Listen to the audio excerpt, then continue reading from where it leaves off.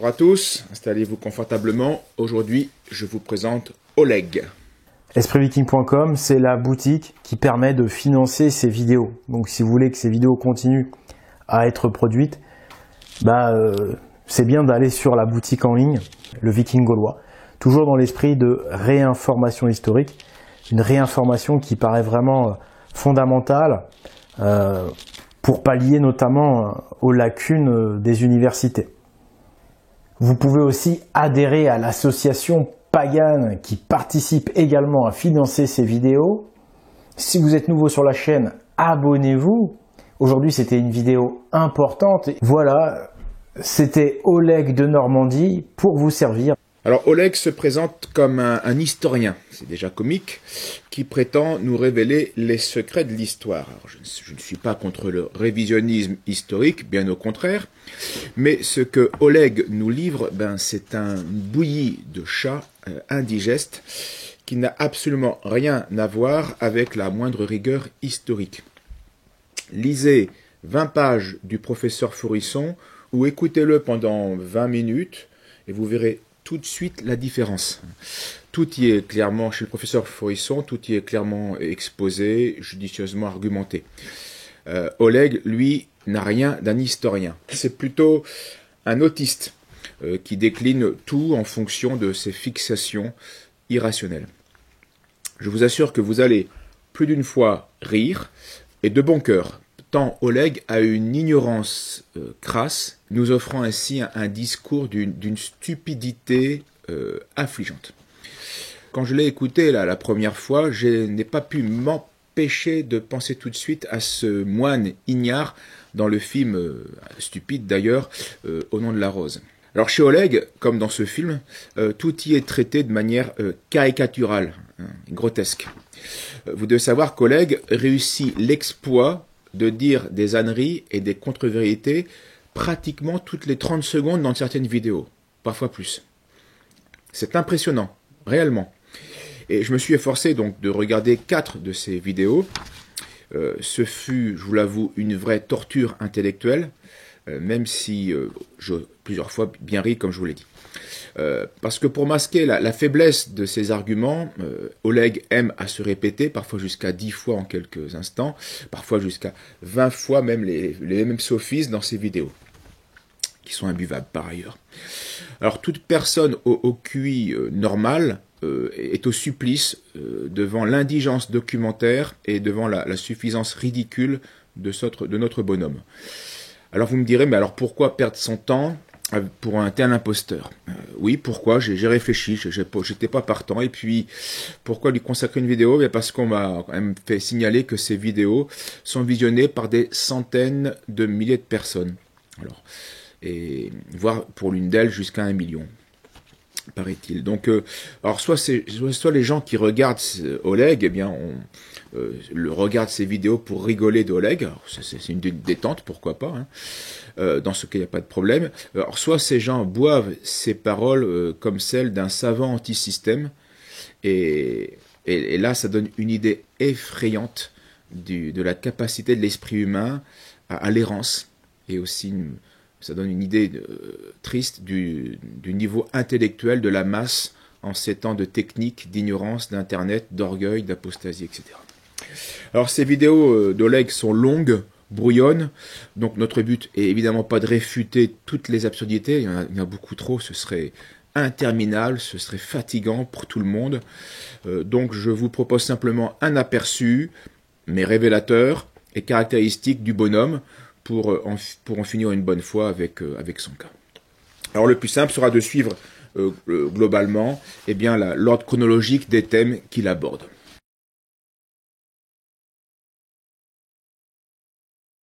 Verdun en Allemagne, mais à l'époque, c'était la Saxe, le pays des Saxons. Un haut lieu odinien que l'Empire chrétien était venu conquérir et convertir par l'épée. En l'an 772, les chrétiens avaient coupé l'arbre sacré Irminsul, un arbre gigantesque âgé de plusieurs millénaires. Puis lors de cette guerre sanglante, l'Empire avait exterminé la population odinienne. Ce génocide est illustré par le massacre de Verdun où les soldats de l'Empire chrétien exécutèrent froidement toute une tribu odinienne. C'était en l'an 782. L'empereur chrétien Charlemagne, dont le vrai nom est Carolus Magnus, fit couper la tête de 4500 hommes en une seule nuit, et tout cela simplement parce qu'ils refusaient de se convertir à la religion chrétienne. Les femmes et les enfants épargnés furent déportés en esclavage. Alors, non seulement ici, Oleg ne dit pas tout, mais il déforme ce qui est vrai, il déforme la réalité, et il va inverser une partie des responsabilités. Alors d'abord, quelques mots des missions de l'Église dans le nord de l'Europe. Elles ont commencé assez tôt, dès le 5e siècle, et elles amènent successivement la conversion de l'Irlande avec Saint Patrice, on est au 460, puis l'Écosse avec Saint Colomban, un siècle plus tard, puis la Grande-Bretagne au 6e siècle avec Saint Augustin de Canterbury au 608, puis sous les Mérovingiens d'abord, et puis ensuite les Carolingiens, des Irlandais vont venir se mêler aux Francs pour évangéliser les Pays-Bas, les rives de l'Escaut jusqu'à la Meuse, donc l'ancienne Germanie romaine. Puis ensuite, ça va être l'Austrasie, l'Alémanie, la Thuringe et la Bavière. Ensuite, ça va être des missionnaires anglo-saxons qui vont entreprendre la conversion de la Saxe et de la Germanie, qui n'avait pas encore été explorée par les Romains, et qui vont être réduites par Charlemagne.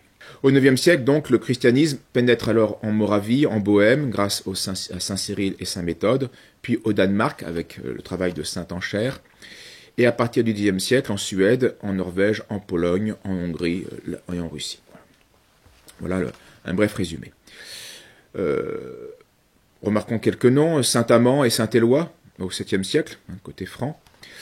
Saint-Gall, 627, chez les Allemands de Suisse. Saint-Quilien, 7e siècle, toujours en Thuringe. Saint-Rupert, en Bavière. Saint-Wilfrid, en 700, avec Saint-Willibrod, en 739, dans la Frise.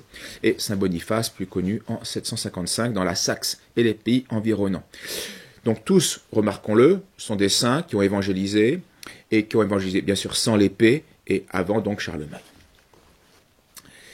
La catéchèse des missionnaires se concentrait bien sûr sur l'inanité des idoles, l'importance de croire en un seul Dieu créateur, mais Trinité, qui a envoyé son Fils unique pour sauver le genre humain, d'où nécessité d'embrasser la bonne nouvelle annoncée par le Christ, pour renaître dans le baptême, par le baptême, et en tenant compte du jugement général, avec les récompenses éternelles, châtiment et gloire du ciel.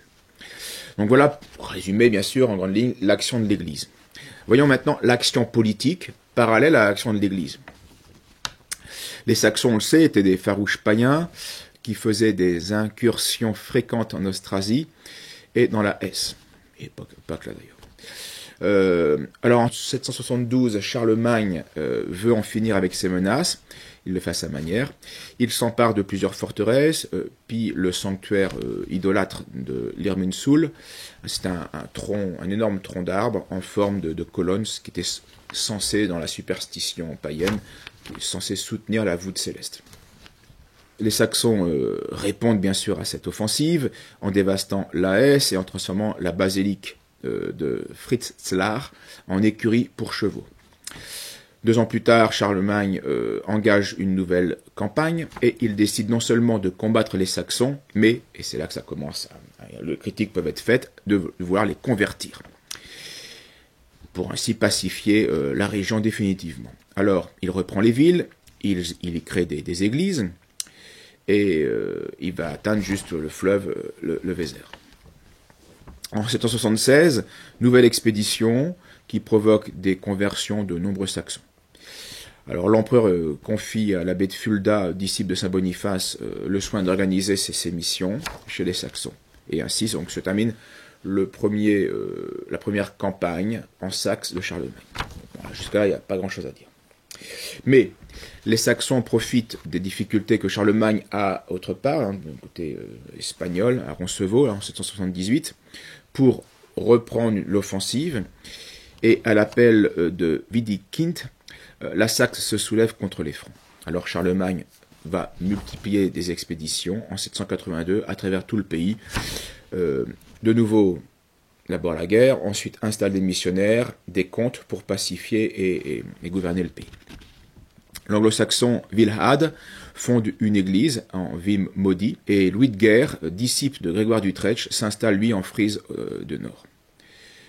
Mais Widukind, réfugié chez les Danois, prépare sa revanche et bientôt les jeunes églises fondées quelques années auparavant sont détruites et les 2 missionnaires doivent partir en Italie.